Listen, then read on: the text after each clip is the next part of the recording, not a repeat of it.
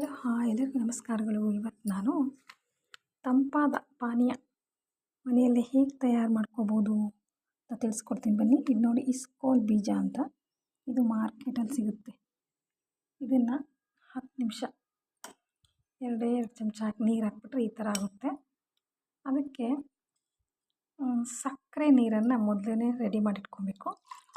ಫ್ರಿಜ್ಜಲ್ಲಿ ಸಕ್ಕರೆ ನೀರು ಹಾಕಿಟ್ಬಿಟ್ರೆ ತಣ್ಣಗಾಗಿರುತ್ತೆ, ಇದು ಕೋಲ್ಡ್ ಆಗಿರುತ್ತೆ ನೋಡಿ, ತಂಪಾಗಿರೋ ಪಾನೀಯ ಆಗುತ್ತೆ. ಆಮೇಲೆ ಲೆಮನ್ ಜ್ಯೂಸ್, ಇದು ನಿಂಬೆಹಣ್ಣಿನಿಂದ ತೆಗೆದಿರೋ ನೀರು, ಇದು 1 ಸ್ಪೂನ್ 2 ಸ್ಪೂನ್ ಎಷ್ಟು ಬೇಕಾದರೂ ಅಷ್ಟು ಹಾಕ್ಕೊಳ್ಳಿ ಆಯಿತಾ. ತುಂಬ ತಂಪು ಈ ಬೀಜ.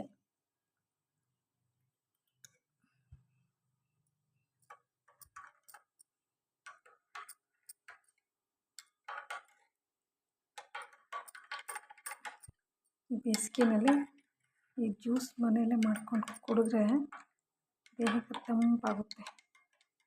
ಜ್ಯೂಸು ಕೂಡ ಮಾರ್ಕೆಟಲ್ಲಿ ಸಿಗುತ್ತೆ, ಆದರೆ ನಾವೇ ಮಾಡ್ಕೊಂಡು ಕುಡಿದ್ರೆ ನಮಗೆ ಮನಸ್ಸಿಗೆ ಸಮಾಧಾನ.